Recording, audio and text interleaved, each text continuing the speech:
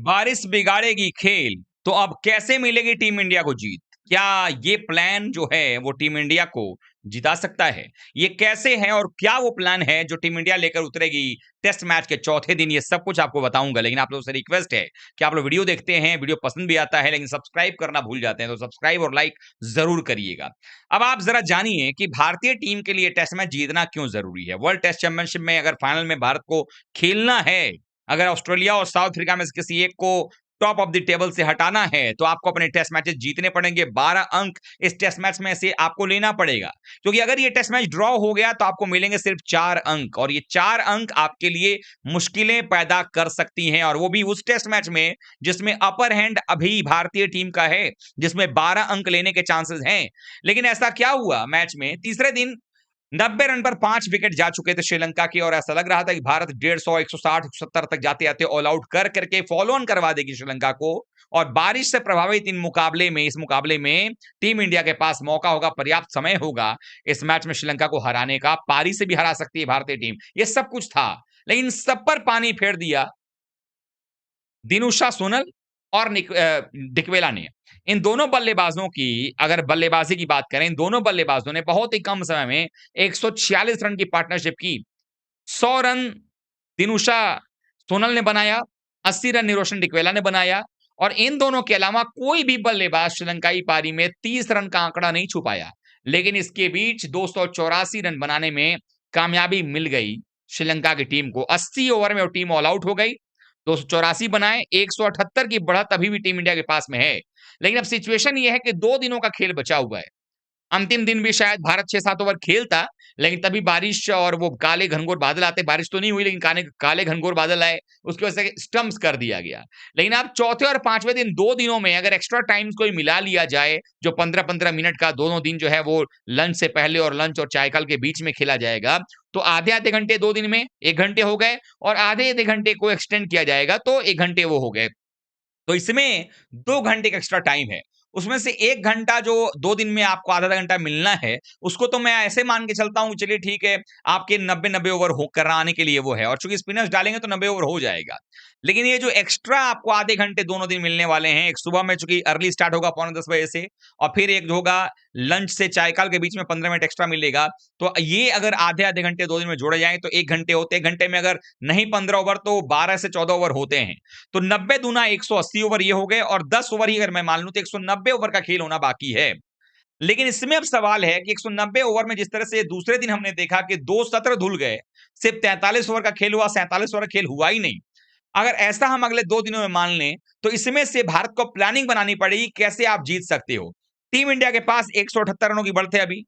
अब team India कोशिश ये करेगी कि 178 की जो बढ़त है टीम इंडिया के पास में, इसमें कितना रन और जोड़ा जाए, ताकि टीम इंडिया एक ऐसे स्कोर तक पहुंचे जो सेफ भी रहे।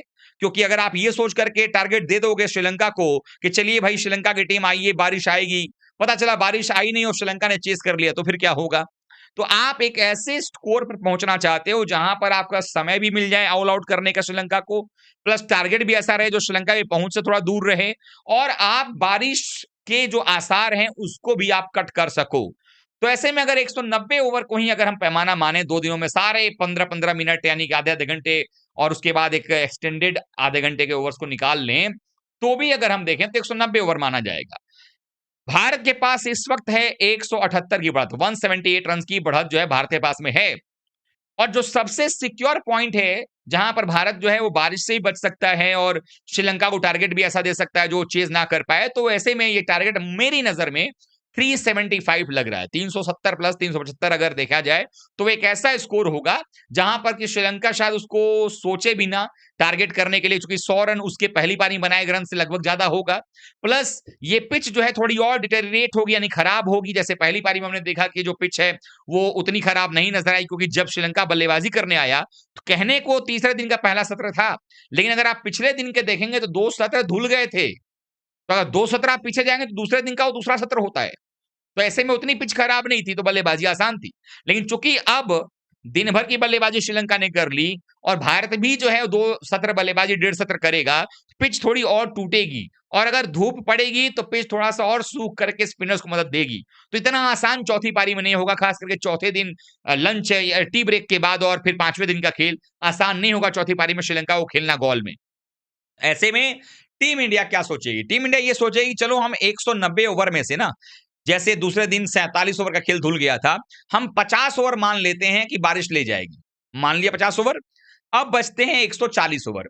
अब इन 140 ओवर्स में से टीम इंडिया इस पिच को देखने के बाद क्या सोच रही होगी? 140 ओवर में हम कितने ओवर खेलें? तो अगर मान लिया जाए कि भारतीय टीम, चूंकि 80 ओवर में आपने पहली पारी में आउट किया श्रीलंका को और ये पिच खराब होगा ही होगा, चौथे पांचवें दिन खेलना आसान नहीं होगा, तो मुझे लगता है कि 90 से 100 ओवर के बीच का एक ऐसा समय होगा जो श्रीलंका को भारत दे सकता है। और 100 ओवर में आप कितना टारगेट देना चाहोगे?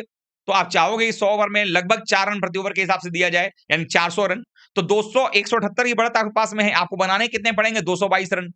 अब सवाल ये कि ये 222 रन जो आपको बनाने हैं, क्या आपके पास जो 40 ओवर हैं, उनमें आप बना पाओगे? अब तो सवाल ये भी है ना कि 50 ओवर आपने बारिश के लिए रखा है, लेकिन अगर बारिश नहीं होती है 2-2 दिन, तब तो टीम इंडिया के लिए आसान हो जाएगा कि आप पहले 40 ओवर को देखो। तो मैं कहता हूं 40 भी ओवर छोड़िए, 95 आपने जो है वो जो 90 ओवर उनको 100 ओवर जो दिया है, 100 ओवर ना देकर आप 95 ओवर उनको दो, 45 ओवर आप खेलो। 45 ओवर में जैसे अभ्यास मैच में भारत ने 207 रन 214 रन बना दिया था, उतने ही रन यहां पर 45 में बनाना है।